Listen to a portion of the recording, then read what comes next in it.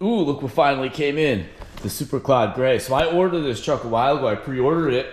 And I'm here at my shop getting some work done on the 59 Ford. I'll show you I'm doing that in a second. And this showed up. So let me get this out of the box. Wasn't really expecting this thing today. Nice, that's awesome. Look, Tamiya always has the best box art. Really cool picture. So let's get this thing open.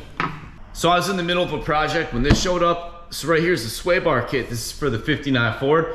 But this is the same setup that I run on the monster truck. So you can see right here, get the sway bar arm, the bar, the blocks, links. So I'm gonna use these links for now, but because this truck is driven on the street, the problem with these retractor links, they got a little bit of play in the ends, so they like rattle, they make noise. Not really good for street driving, so I'll be making my own. I've been spending a lot of time learning how to use the new lathe, so pretty soon I'll be making link bars, sway bar end links out of 70-75 aluminum, so for now I'll just put these on. So right here's the sway bar setup. This is the sway bar arm. You got the two arms. These are the blocks. These blocks bolt to the chassis, and the sway bar goes through here. There's grease fittings. These weld to the chassis and bolt up like that, and the bar is splined on the end, and those splines go right in there. And this piece, it's pretty heavy. This is the arm. It's a little bit different now. It's made by the same guy, but new style. It's just gonna go back there. Just like that, but on this truck. So right now this truck has no sway bars. So when you take corners, I think it's a lot of body roll. It's a good off-road, but driving on the street, it's not too fun like that. So you might wonder why I'm putting the bar in the rear and not in the front, because a lot of people would think front sway bar before a rear sway bar. And that's true in a street-driven car that's maybe got a couple inches of suspension travel, but in something going to be used off-road like a trail truck, you want that front axle to articulate, and having the bar in the rear makes it so it launches straight. When I step on the gas in this thing twists to the side like that, like the left front wants to lift. So having a big bar in the back, it's gonna help it launch straight. I also finished this bumper today. I still gotta have it powder coated. It's made out of quarter wall DOM tubing, but it's pretty neat the way it mounts up. So I made these bungs in the lathe just to practice on the new lathe. So this tubing slides into there, and then there's one through bolt, and then there's a thread insert welded there. So I like things to be able to be taken apart quickly, so all you gotta do is zip out one bolt. You don't need a wrench, this bumper slides right off. But it's made so precise, it fits really snug in there, so just gotta powder coat that. That'll be good. So anyway, back to unboxing the Clod. It's the best part, pulling the plastic off.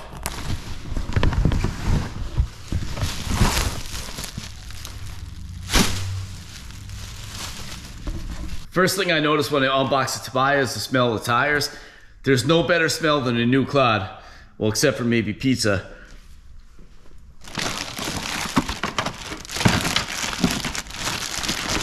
It's cool, body's like a matte gray.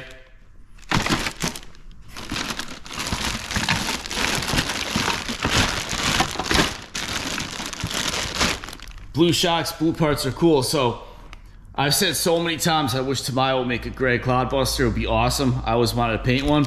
And this blue, if you take a look, you got a similar gray. And the blue, it's very close to the King blue, like the King shocks. So that's awesome.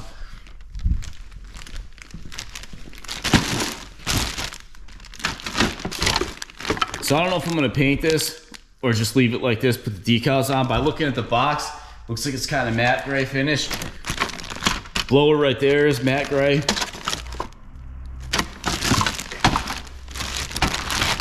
What else we got here? Wheels. Nice, the wheels are matte gray. Just trying to find the roll bar and the bumpers and everything, huh? This is the black tailgate. Strange.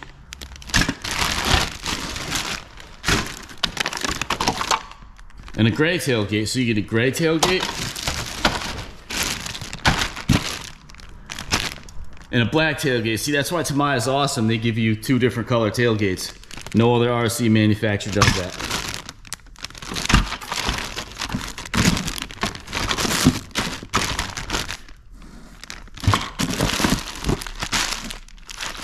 So other than different colors, it's the same old Super Clod Buster kit. One thing I noticed though was I guess it doesn't have a Tamiya ESC anymore. So it's a hobby wing. Let me open that up real quick. Yeah, it's definitely different than the normal Tamiya ESC, so I don't know what's up with that, but I'm sure it's an upgrade or Tamiya wouldn't have done that. So that's cool. So as far as building this kit, I don't want to build this. I still have to finish the RC10T. I want to build the Grand Hauler. And as you can see, I still got a ton of projects around here. But this will definitely be built soon and be run soon. I don't really believe in shelf queens for Clod Busters. Clod Busters were meant to run. So I'll put this back in the box for now. Get ready to build it. Just got to finish the Grand Hauler and RC10T. It's funny, a lot of people ask me why I'm so into Clod Busters. I don't know if it's just a nostalgia thing, but I definitely like the motor on axle. Take a look at this custom Clod I built over here. And I'll show you why Clod Busters is so awesome. So this is the race Clod I built a while ago. It's an ongoing project too, and I've done a couple of videos on this. But if you take a look, it's a custom chassis. I built that. I built a lot of my own custom steering parts, brushless motors, aluminum axle tubes. This thing's set up. This is a good running truck. So part of the reason I'm so obsessed with Clod Busters is because I owe a lot of my success to the Clod Buster, because when I was a kid and I had a Clod Buster and I wanted to perform like a stock one like this and I wanted to be something like this, but I never had a lot of money growing up, so I had to make parts on my own. So I had to figure out a way to make my own stuff, make it better and everything. So I always was into the Clod, working on everything, and that just got me in the mindset of building and fixing things and also not giving up on projects. So I say this often, I would not be where I'm at today if it was not for the Clod Buster. This thing started a legacy for me, so there's no way I would turn my back on it now. And if you think about it, another neat thing is Clod Buster's like 35 years old, and it's just as popular today as it was when it was new 35 years ago. Bet you won't be able to say that about any other RC 35 years from now. So anyway, there you have it, Super Clod Buster Gray Edition. Thank you so much, Tamiya. I just want to take this body out of the bag right here.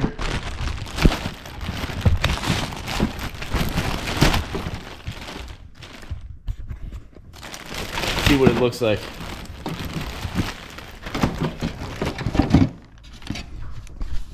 That's cool, it's matte gray. I'll probably leave it like that, I don't know. Or I could just clear coat it, it'd probably be just like this. Look, it's almost the same color. That's called Nardo Gray. It's like an Audi Volkswagen color. Always thought that was a cool color. Okay, pretty soon I'll be putting this truck together. Until then, take care. Thanks for watching. Like, subscribe, hit the bell. See you next time. Bye.